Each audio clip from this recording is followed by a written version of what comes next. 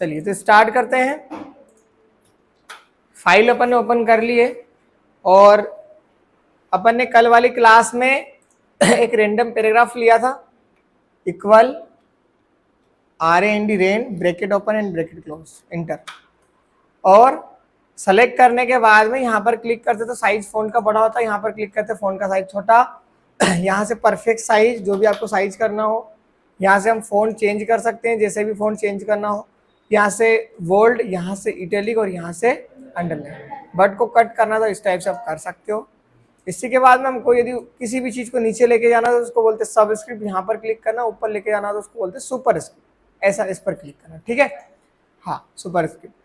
इसके बाद में जो फॉन्ट हमारा सेलेक्ट, यदि उसमें स्टाइल वगैरह लगाना है यहाँ पर जाएंगे और स्टाइल वगैरह लगा लेंगे इस टाइप से, जैसा भी आपको लगाना वो लगा लेना। कलर करना है तो आसानी से यहाँ से कलर कर सकते हैं। यहाँ पर जाएंगे तो यहाँ से उसको हाईलाइट कर सकते हैं, हाईलाइटर ले लिया और जैसा आपको जहाँ जहाँ हाईलाइट करना वो कर लेना। इसके बाद में ये वाला ऑप्शन आता है, control Z again control Z करो। इसके बाद में कल हमने ये भी देखा था कि पूरा सेलेक्ट है। सेलेक्ट होने के बाद में यदि यहाँ पर क्लिक करेंगे तो लोअर केस सब स्मॉल में हो जाएंगे। इस पर क्लिक करेंगे अपर केस सारे कैपिटल, कैपिटल ईच वर्ड, हर वर्ड का पहला character capital, and sentence case में फुल स्टॉप तक पहला वर्ड का पहला लेटर कैपिटल, कैरेक्टर कैपिटल, ठीक है। फिर इसके बाद में जो भी एडिटिंग वगैरह करिए उसको पूरा आपको हटाना है, फॉर्मेट करना है, फिनिश करना है, क्लीन करना है तो यहाँ पर जाओ, क्लियर फॉर्मेटिंग, पूरा का पूरा फॉर्मेट हो जाएगा क्लियर, ठीक है। इतना हो गया था। फिर इसके बाद में बुलेट वाली बात हम कर रहे थे और बस इतना ही हमारा हुआ था बुलेट, ठीक है। तो चलिए आगे चलते, बुलेट वाला ऑप्शन देखते हैं हम लोग। सबसे पहले बुलेट लगाई तो देखो मैंने आप लोगों को बताया था कि इंटर वाली बटन प्रेस करना और फिर इसके बाद हम बुलेट लगा सकते हैं। और ये वाली बुलेट को हम क्या बोलते हैं, सिंबॉलिक बुलेट। जैसे ही हम इस पर क्लिक करेंगे बुलेट के सिंबल्स आ गए। अब आपको क्या करना है, बस एक सिंबल पर क्लिक करना है किसी भी। हमने फिर यहाँ पर कुछ लिखा, जैसे हमने DCA लिख दिया, जैसा ही इंटर करेंगे ऑटोमेटिक बुलेट आ जाएगी। फिर हमने लिख दिया PGDCA, फिर इंटर करेंगे फिर एक नई बुलेट आ जाएगी।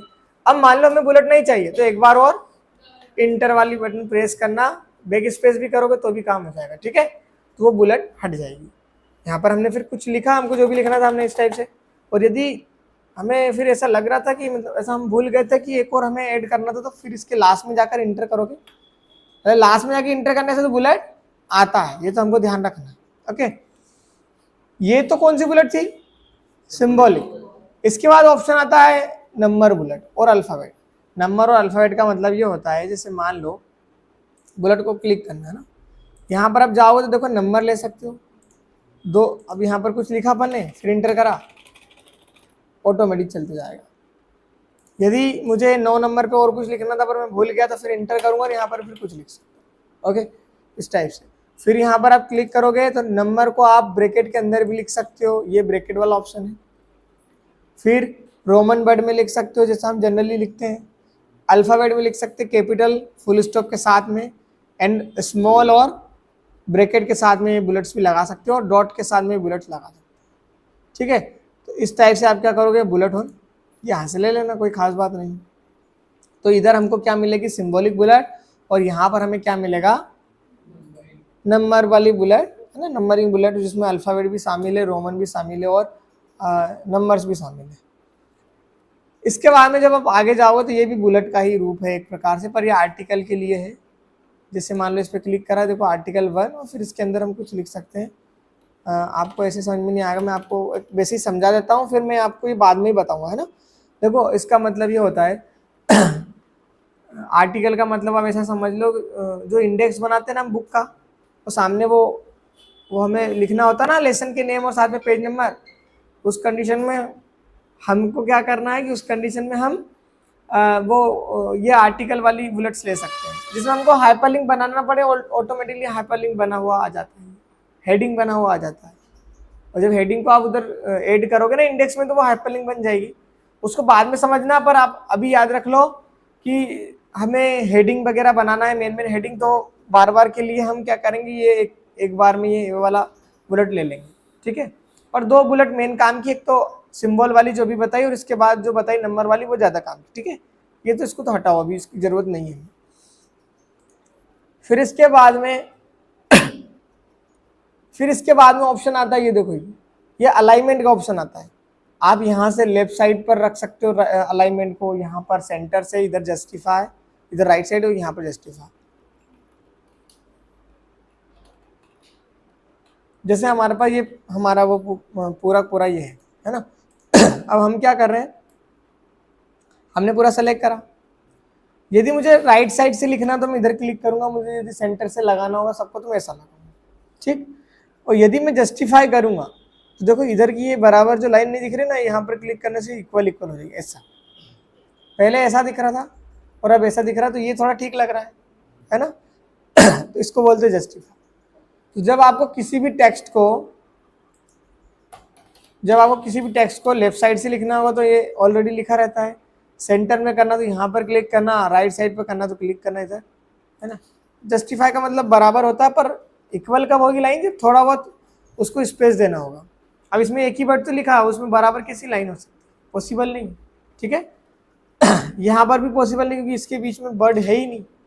हाँ इनके बीच में है क्योंकि थोड़ा सा एडजस्ट हो जाएगा, थोड़ा सा यहाँ पर एडजस्ट हो जाएगा, वो चीज़, ठीक है। तो कंट्रोल एल से लेफ्ट साइड होता है, कंट्रोल ई से होता है सेंटर, कंट्रोल के साथ में ई प्रेस करोगे तो सेंटर हो गया। कंट्रोल प्लस आर से होता है राइट साइड, ठीक है ना। और जे से होता है जस्टिफाई। जैसे देखो पहले ऐसा था, ठीक है। कंट्रोल आप जे कर रहे हो, क्या हो रहा है देखो, जस्टिफाई हो गया इस टाइप। कंट्रोल एल से अलाइनमेंट लेफ्ट साइड, कंट्रोल ई से सेंटर साइड, कंट्रोल आर से राइट साइड और जे से जस्टिफाई, ठीक। आगे चलिए, इसके बाद में यदि आपको जो पैराग्राफ लिखे हुए हैं, इन पैराग्राफ के बीच में स्पेस देना हो, लाइन के बीच में स्पेस देना हो, हमको उस कंडीशन में क्या करेंगे, पहले तो सेलेक्ट करना, सबसे पहला काम तो यही होगा।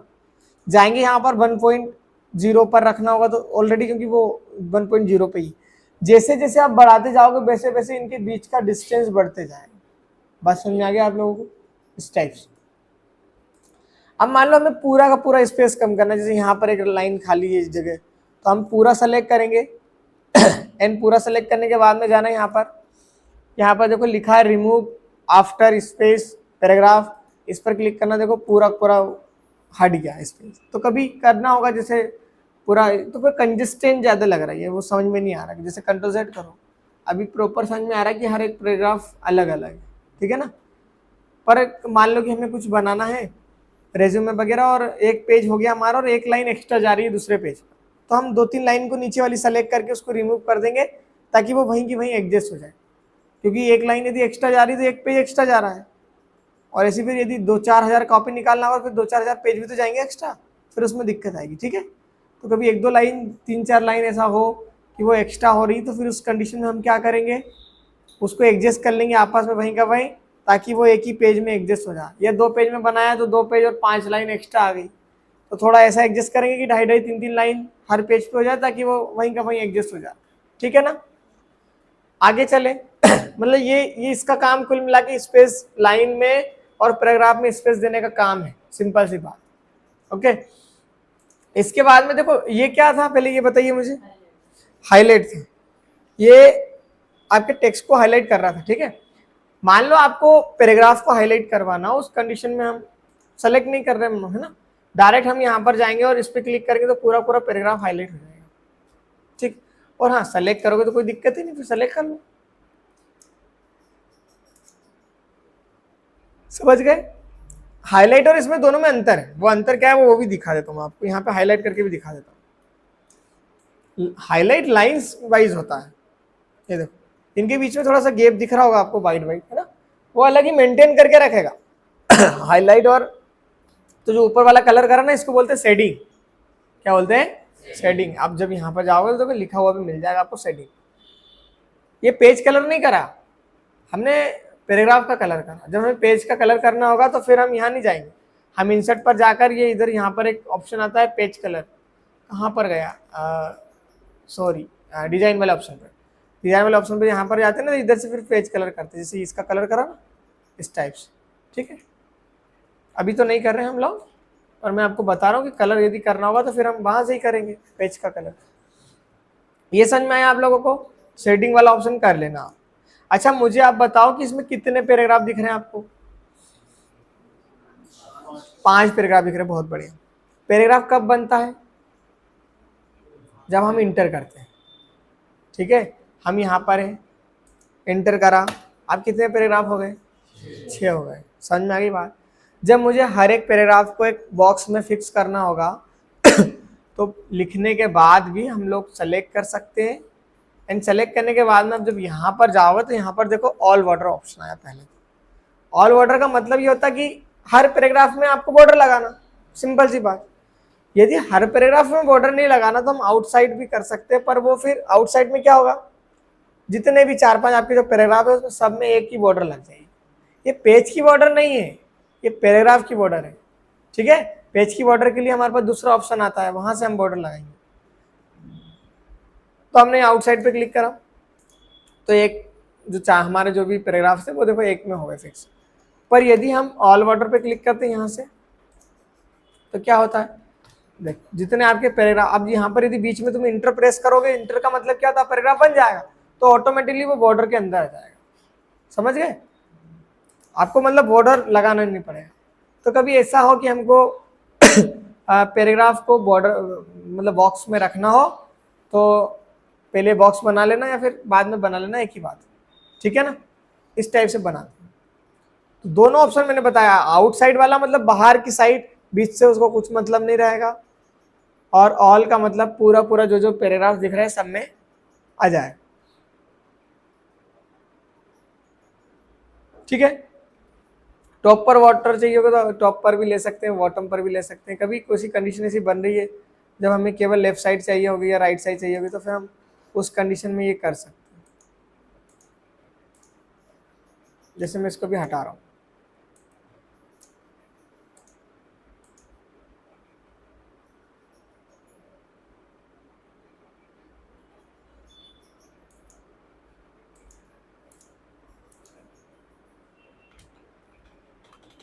ये हटा दी। ठीक है, अब सेलेक्ट करने के बाद में यदि मात्र नीचे लाइन चाहिए होगी, यहाँ पे जाकर बॉटम पर क्लिक कर दूँ, ये देखो नीचे आ गई लाइन।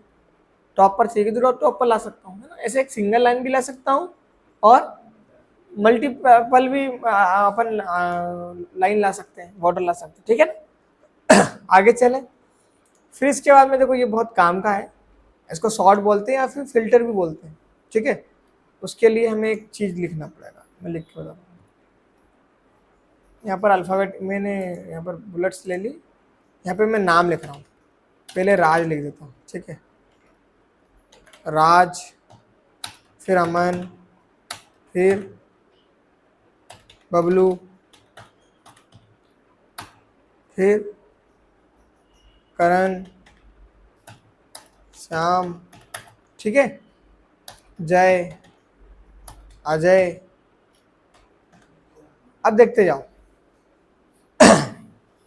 मुझे यदि अल्फ़ाबेट के हिसाब से इन नामों को जमाना होगा तो अल्फ़ाबेट के हिसाब से पहले कौन आएगा, बताओ।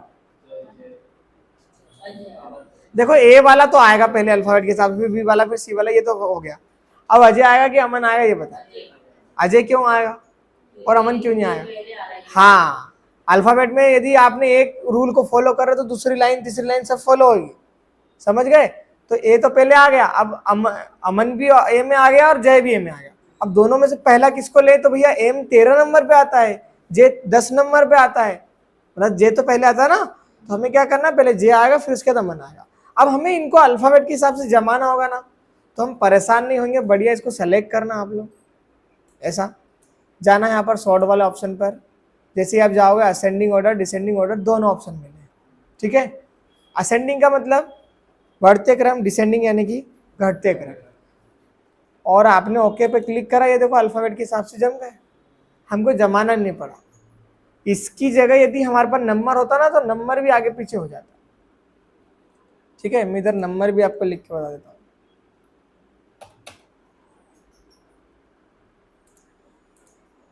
अच्छा, ये अब यदि हम नंबर लिख रहे हैं यहाँ पर, जैसे मैंने 100 लिख दिया, फिर एंटर।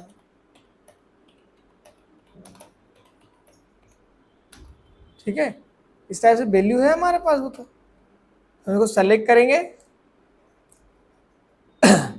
जाएंगे यहाँ पर असेंडिंग ऑर्डर पे रखना तो असेंडिंग डिसेंडिंग इस टाइप से।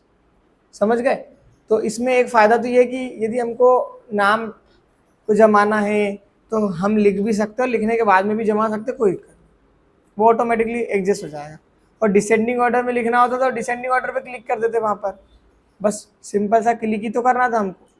यहाँ पर जाकर डिसेंडिंग ऑर्डर पे क्लिक करते, काम खत्म, ओके करो, बात खत्म हो गई, ये ठीक है ना। तो दोनों ऑप्शन है हमारे पास, जैसा आप ऑप्शन हमको लगाना होगा हम वैसा लगा लेंगे, कोई बड़ी बात नहीं है।